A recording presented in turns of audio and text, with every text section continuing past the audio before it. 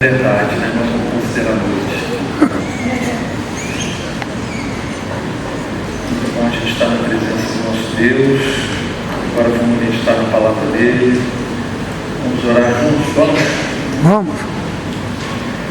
Senhor, a gente precisa do Senhor agora mais do que nunca, porque para entender a tua palavra e colocá-la em prática, a gente precisa muito do Senhor. A gente não pode fazer isso sozinho, Pai.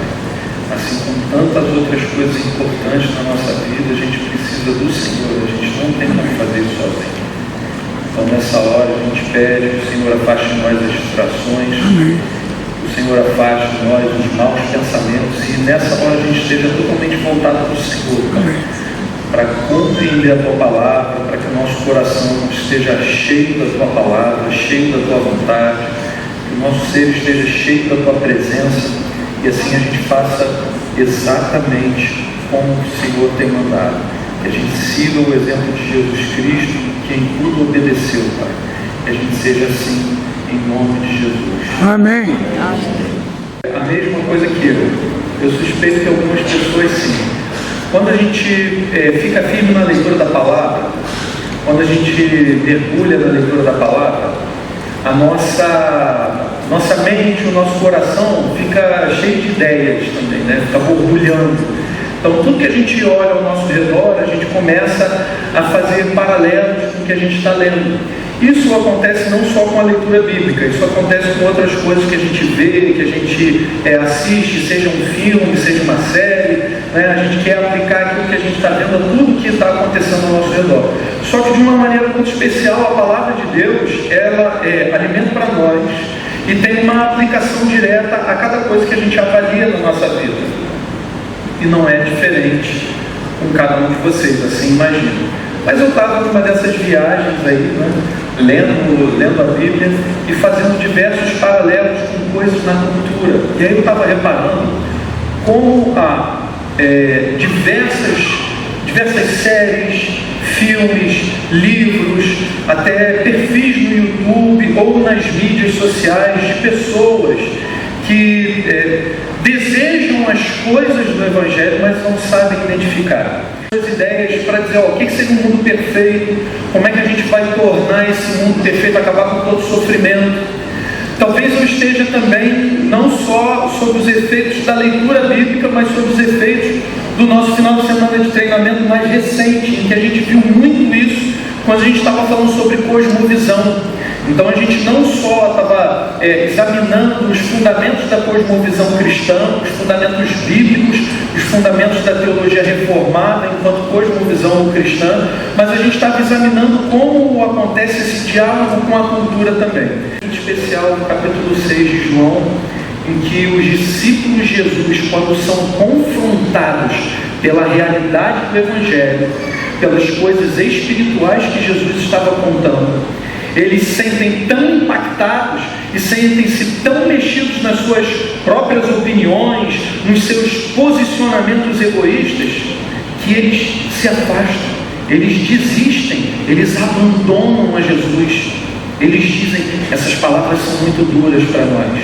O mundo se comporta assim. Quando o mundo é confrontado com as palavras de Jesus, as fantasias que nós criamos, sejam elas de onde vierem, do nosso anseio pela eternidade ou pelos nossos desejos pecaminosos, essas fantasias, elas caem por terra, elas vão por água abaixo.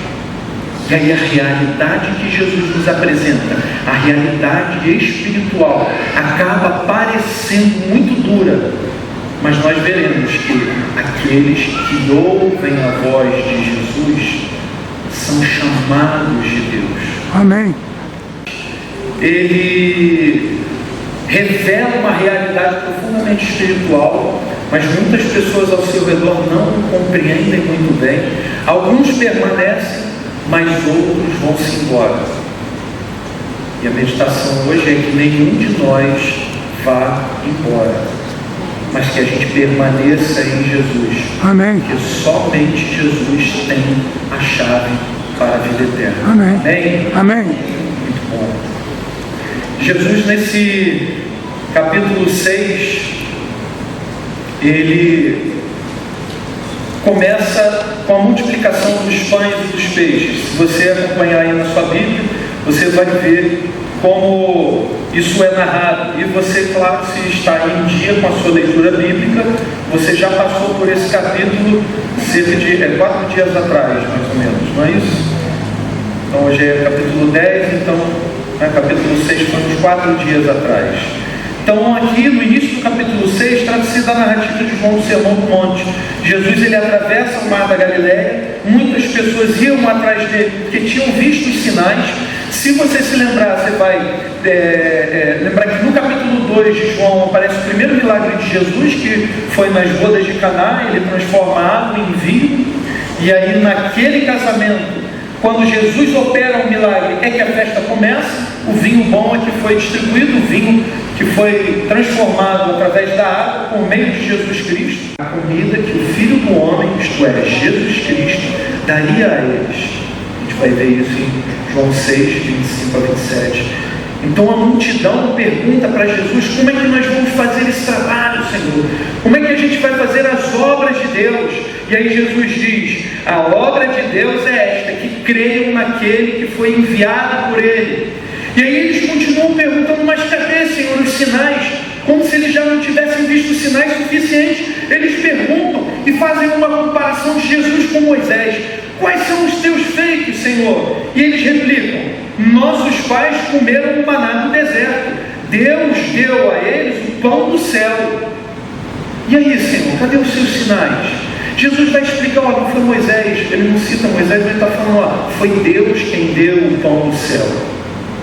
Eles fazem uma comparação de Jesus, né, com Moisés. Ele vai dizer: ó, foi Deus quem deu. Não é Moisés, foi quem deu o pão, quem deu o maná, foi Deus. Estavam ouvindo, para a gente poder entender por que eles estavam achando aquela palavra tão dura. Leia comigo João 6,60. Muitos dos seus discípulos, tendo ouvido tais palavras, disseram: duro é este discurso, quem pode suportá-lo? Mas Jesus, sabendo por si mesmo que os seus discípulos murmuravam a respeito do que ele havia falado, disse-lhes: isto escandaliza vocês? Que acontecerá então se virem o Filho do Homem subir para o lugar onde primeiro estava? O Espírito é o que vivifica, a carne para nada aproveita.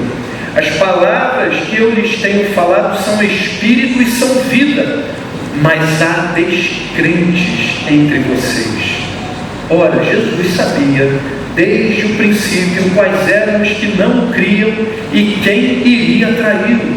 E prosseguiu: por causa disto é que falei para vocês que ninguém poderá vir a mim se não lhe for concedido pelo Pai. Diante disso, muitos dos seus discípulos o abandonaram e já não andavam com ele. Então Jesus perguntou aos 12: será que vocês também querem se retirar? Simão Pedro respondeu: Senhor, para quem iremos? O Senhor tem as palavras da vida eterna, e nós temos crido e conhecido que o Senhor é o Santo de Deus. Amém. Amém? Amém. Muitos dos seus discípulos, tendo ouvido tais palavras, disseram: duro é este discurso, quem pode suportá-lo? Na época de Jesus, várias pessoas ouviram falar dos seus sinais, do seu poder, dos vários milagres que ele realizava, e cada um interpretando isso de maneira pessoal, criando uma imagem pessoal de quem era Jesus. Cada um vai dizendo uma coisa sobre ele: é profeta, é sábio, é um guru, é o Messias esperado. E semelhante aos tempos de Jesus, hoje em dia, cada um também tem uma ideia diferente sobre Jesus, mas essas ideias nem sempre correspondem à realidade de quem Jesus realmente é. E são vida. Jesus sabia, gente, Jesus sabia que a multidão, parte da multidão que estava ali, estava apenas com interesse material, como ele falou versos antes. Vocês estão vindo não por causa dos sinais, vocês estão vindo porque vocês comeram pão e se fartaram, estão querendo encher a barriga de novo. Naquela ocasião, muitas pessoas realmente estavam indo atrás de Jesus só para comer. Por isso que ele retruca, dizendo: trabalhem não pelo pão que perece, mas pelo pão que permanece para sempre. Aqui é importante ressaltar que a dieta espiritual que Jesus estabelece para cada um dos seus discípulos é um só alimento, não são vários. Que alimento é esse?